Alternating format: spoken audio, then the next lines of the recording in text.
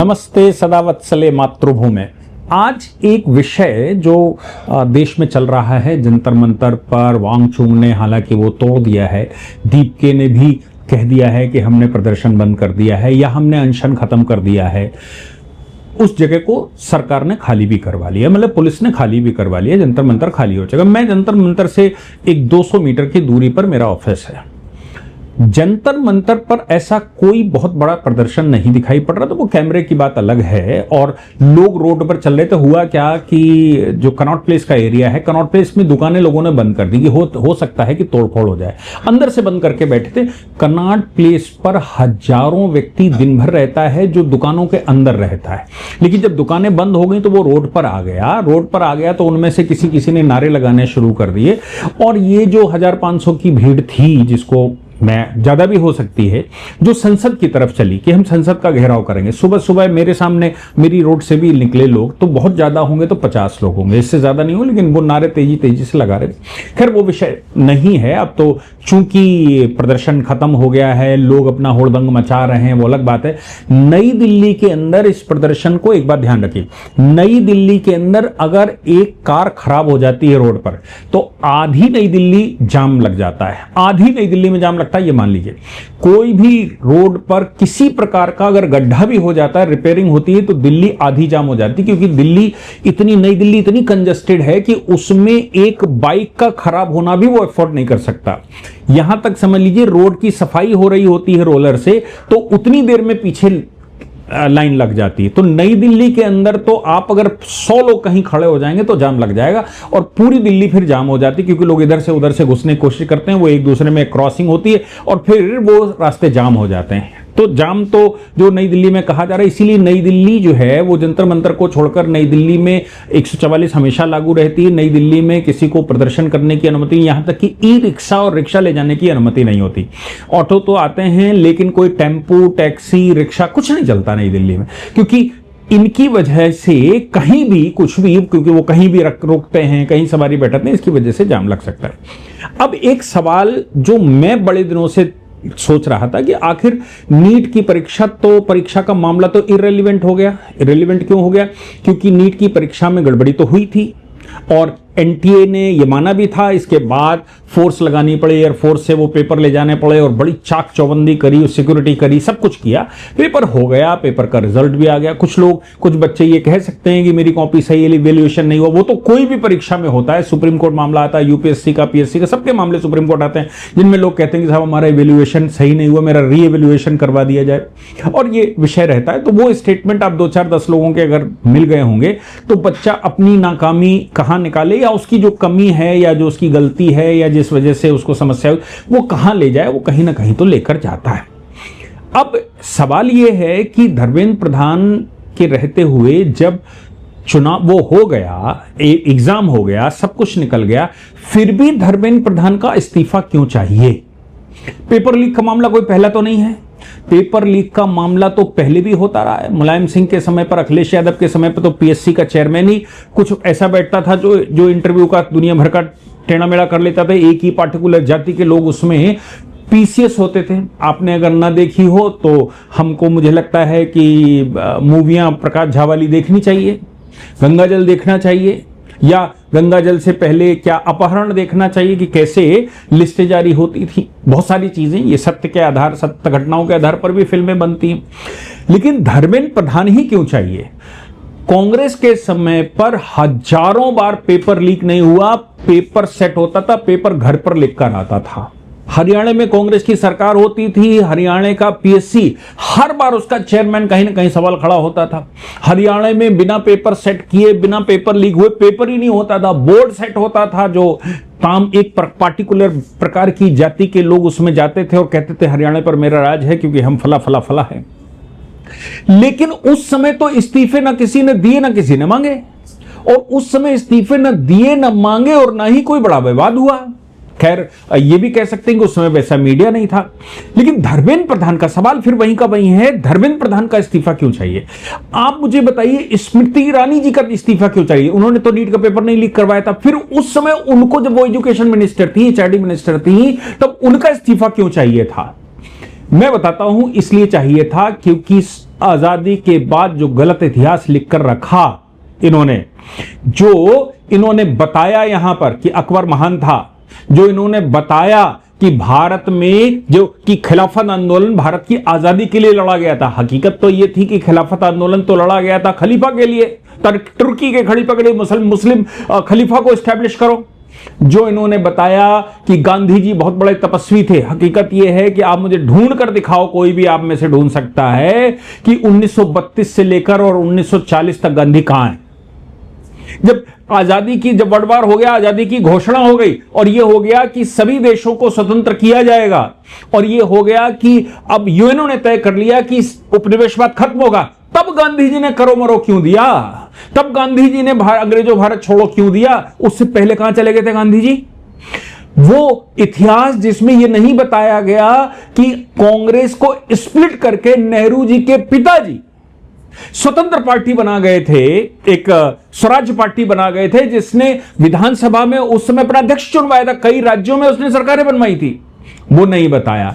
ये बताना भूल गए इतिहास में कि चंद्रगुप्त जो है वो जनक होता था आविष्कारों का, गुप्त वंश का शासन भारत में 70% की इकोनॉमी विश्व की लाता था।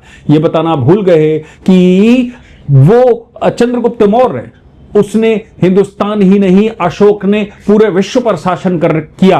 वो बताना भूल गए कि विश्व पूरा भारत की तरफ देखता था।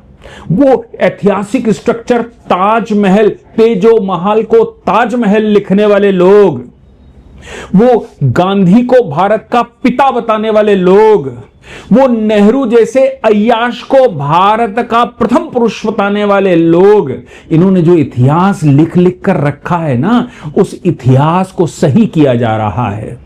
स्मृति ईरानी, बीजेपी की सरकार बैठी थी, स्मृति ईरानी ने तो कहीं कुछ ऐसा नहीं किया था, उन्होंने तो पेपर लीक नहीं करवाया था। स्मृति ईरानी का इस्तीफा मांग रहे थे, क्यों? क्योंकि वो कह रही थी कि भारत का सही इतिहास एनसीईआरटी में लिखना चाहिए, वो कह रही थी कि यूनिवर्सिटी में सही इतिहास पढ़ाना जाना चाहिए, वो कह रही थी और उनकी काउंसिलों की बैठकें ले रही थी, इसलिए उनके पीछे पड़े थे।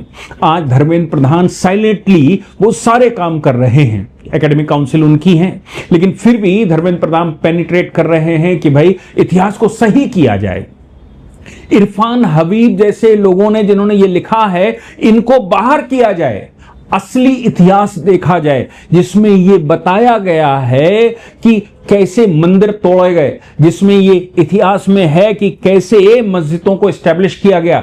उन अंग्रेजों के छेपकों को हटा रहे हैं जिन्होंने शास्त्र खराब किए। वैदिक विज्ञान केंद्र बनाकर देश भर में इस समय वो रिसर्चें हो रही हैं। आयुर्वेद को पुनर्स्थापित किया जा रहा है, भारत के शास्त्रों को दोबारा स्थापित किया जा रहा है, भारत की पांडुलिपियों को दोबारा रीराइट किया जा रहा है, उनका ऑब्जर्वेशन किया जा रहा है। उसके लिए सरकार तमाम तरह के फंड निकाल रही है, एचआरडी उस पर काम कर रही है। तो ये चीज इनको कैसे हजम हो सकती है कि धर्मेंद्र प्रधान जी के नेतृत्व में ये होगा? क्योंकि धर्मेंद्र प्रधान जी को हटा दीजिए तो नया मंत्री बैठेगा, काम वो भी वही करेगा जैसे स्मृति ईरानी जी कर रही थी, काम वो भी करेगा, वही करेगा। क्योंकि सरकार तो जिस विचार की है, वो विचार तो इतिहास को सही करना चाहता है।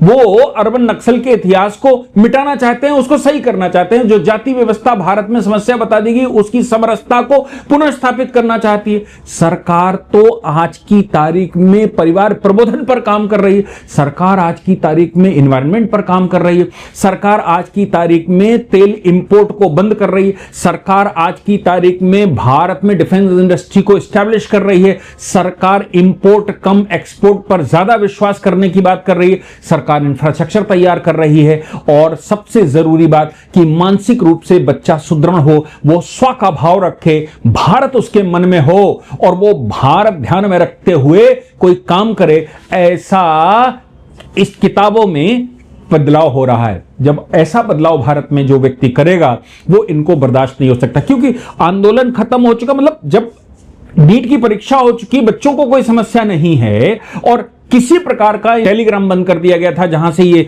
न्यूज़ें पढ़ती हैं। आप सोचिए कि उसके बाद भी धर्मेंद्र प्रधान जी का इस्तीफा क्यों चाहिए? आपको धर्मेंद्र प्रधान का इस्तीफा इसलिए नहीं चाहिए क्योंकि नीट की परीक्षा का कोई विषय है, वो तो कांग्रेस के टाइम पर भी होता रहा और कांग्रेस के टाइम पर तो बोर्ड बिक बिक के चलते रहे। कांग्रेस के टाइम पर तो बुलाकर लोगों को नौकरियां दी जाती रही। कांग्रेस के टाइम पर तो जज, कभी सुप्रीम कोर्ट के जज को मंत्री बना दिया, कभी मंत्री को सुप्रीम कोर्ट हाई कोर्ट का जज बना दिया और जब चाहा तब वैसा कर लिया। ये कांग्रेस खेलती रही है और वो पीएससी यूपीएससी ये सब उनके कंट्रोल में हुआ करते थे। ये इंडिपेंडेंट बॉडी की तरह उस समय काम कम करते थे। सरकार के नुमाइंदे, जैसे ममता बनर्जी कर रही थी बंगाल में, वैसा कांग्रेस शासन किया करता था। वो तो केशवानंद भारती का जजमेंट आ गया, उस जजमेंट के बाद इंदिरा गांधी के हाथ पैर फूले और उनको किसी तरह से बैकफुट पर जाना पड़ा। उससे पहले तो Indira is India, India is Indira कहा जाता था। इंदिरा गांधी तो यहां तक चली गई कि आप सोचो कि 93,000 हमने उनके सैनिक छोड़ दिए पाकिस्तान के, और भारत के सैनिकों को जो पकड़ के रखा था उसका हिसाब आज भी नहीं हुआ। शिमला समझौते में आपने जम्मू और कश्मीर की बात नहीं की। ये सब आपकी जो कुकर्म है ना, आपकी जो इमरजेंसी के कुकर्म हैं, वो सब इस समय एक्सपोज हो रहे हैं, वो लिखे जा रहे हैं। और सबसे इंपॉर्टेंट बात यही होती है कि मिनिस्ट्री ऑफ एचआरडी उसको तय करती है कि भारत में इंडियन नॉलेज सिस्टम, आप सोचो पहली बार इंडियन नॉलेज सिस्टम को यूजीसी अप्रूव के साथ यूनिवर्सिटी में पढ़ाया जाएगा। इंडियन नॉलेज सिस्टम का मतलब है कि आप जो आज पढ़ रहे हो उसको पढ़िए, लेकिन इंडियन नॉलेज सिस्टम आप 4,000 5,000 साल का इतिहास महाभारत से निकालिए, वेदों से निकालिए, पुराणों से निकालिए, स्मृतियों से निकालिए, उसको भी पढ़िए। इंडियन नॉलेज सिस्टम पर काम चल रहा है अभी, वो शैशवावस्था में, लेकिन कर तो सारा एचआरडी रही। अगर एचआरडी अपने काम में सफल हो गई, धर्मेंद्र प्रधान जैसा व्यक्ति अगर उनको एचआरडी को सही कर ले गया और ये सब सिलेबस बदल दिया, तो आगे आप तो कुछ कर ही नहीं पाएंगे। इसलिए ये दीप के को ये वहां राहुल गांधी जी विदेश में गए होंगे तब उसको भड़काया होगा और इनके लोगों ने ही उसकी सदस्यता भी ली होगी। भाई एकदम अचानक 2 करोड़ लोग कैसे आपके लोगों को अंदर अंदर चलाओगे, भाई इसको बढ़ा दो, इसको बढ़ाकर सामने बिठा दो। केजरीवाल खाली हो गए, केजरीवाल भी कह रहे, केजरीवाल तो पहले ही कह रहे थे कि तुमने मुझे जेल भेज दिया, मुझे और कुटिलता से सोचने का अवसर मिल गया, मैं और खतरनाक सोचूंगा। हालांकि वो सफल नहीं हो पाए, दिल्ली वाले सब समझ गए कि भाई ये ज्यादा खतरनाक सोचकर ऐसा ना हो दिल्ली खत्म कर दे। लेकिन धर्मेंद्र प्रधान टारगेट इसलिए हैं, स्मृति ईरानी जी इसलिए टारगेट थी क्योंकि सिलेबस में भारतीयता ढूंढकर उसको सही करने की जो व्यवस्था चल रही है वो इनको बर्दाश्त नहीं है। जो आएगा, अगर आप हटा दीजिए जो आएगा, लेकिन उसको 1.5 साल लगेगा सोचने में, समझने में क्या चल रहा है, क्या व्यवस्था है। लेकिन धर्मेंद्र प्रधान जी लंबे समय से एचआरडी हैं तो वो उस विषय को आगे ले चुके हैं। इसलिए धर्मेंद्र प्रधान का इस्तीफा इनको चाहिए और इनको हर उस एचआरडी का इस्तीफा चाहिए जो भारत को सही दिशा दिखाएगा, भारत के स्व के भाव को दोबारा स्थापित करेगा, भारत को स्वाधीनता के अलावा स्वतंत्रता की तरफ भी ले जाएगा। वो सबके इस्तीफे उनको चाहिए। इसलिए ये सारा प्रोपेगेंडा हो रहा है। आपको क्या लगता है मुझे जरूर लिखकर बताइए, मैं उसके आधार पर अपडेट करूंगा। जय हिंद, जय भारत, वंदे मातरम।